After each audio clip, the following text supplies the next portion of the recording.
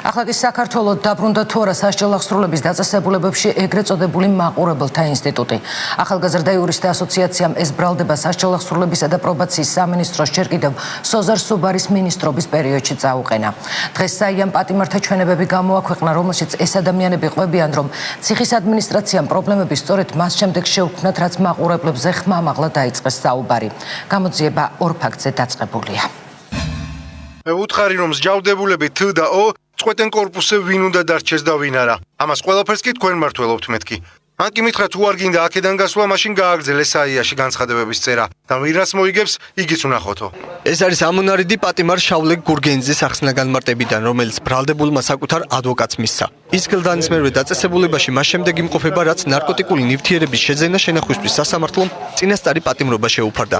მის უფლებებს საიას იურისტი მიხეილ ღოღაძე იცავს.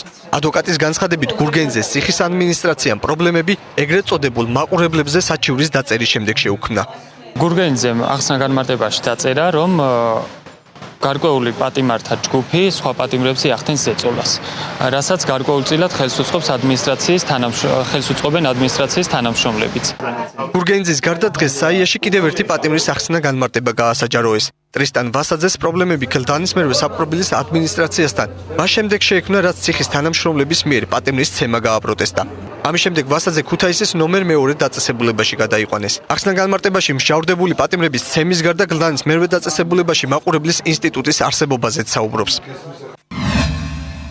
2014 წლის 19 მარტს ჩამიყვანეს საკარანტინო ნაწილში, სადაც დამხვდა იპუ, მეორე მოადგილე ასევე ზმ. პირველი მოადგილე და ციხის სხვა თანამშრომლები. ამ დროს ჩემთვის უცნობი მსჯავრდებული ჩამოათრიეს და იპუ მაისურზე მოკაჩა. ამის შემდეგ ის პატიმარი შეაგდეს ფუქსში, რომელსაც გისოსის კარი აქვს და დაუწყეს ცემა. ცემაში ციხის თანამშრომლები მონაწილეობდნენ. ციხეებში ეგრეთ წოდებული მაყურებლის ინსტიტუტის დაბრუნებაზე ყველაზე ხშირად საპარლამენტო უმცირესობა საუბრობს. თუმცა საპარლამენტო უმრავლესობა და სასჯელ აღსრულების სამინისტრო ბრალდებებს უარყოფენ. ომბუდსმენი კი პრობლემის კომპლექსურობაზე მიუთითებს.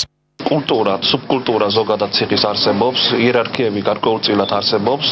ეს არ არის ახალი, ეს გრძელდებოდა და არსებობდა წლების განმავლობაში.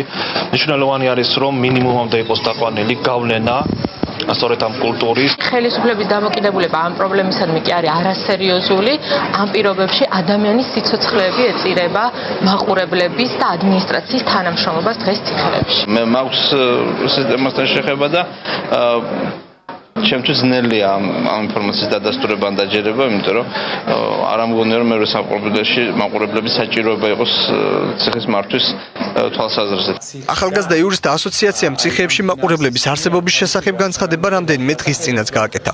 ევესამის მთავარ საინფორმაციო გამოშვებაში სტუმრად მყოფმა სასჯელ აღსრულების აწუყე ყოფილმა მინისტრმა ახალგაზრდა იურისტების ამ განცხადებას მონაგონი და აბსურდი უწოდა და საიასგან დამადასტურებელი ფაქტების დასახელება მოითხოვა.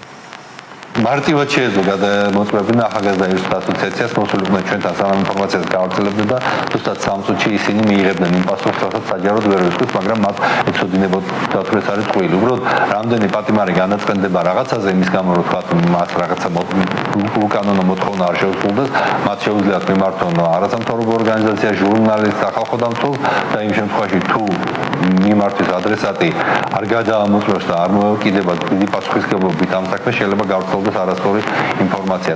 საიას მიერ დღეს გამოქვეყნებულ დოკუმენტაციაზე პროკურატურას გამოძიება უკვე დაწყებული აქვს. ადვოკატი მიხეილ ღოღაძე აცხადებს, რომ მისი დაცვის ქვეშ მყოფს მოხდარზე უახლოეს ხანში დაკითხავენ. რა მოხდა სინამდვილეში? ამ კითხვას პასუხი გამოძიების დასრულების შემდეგ გაეცემა.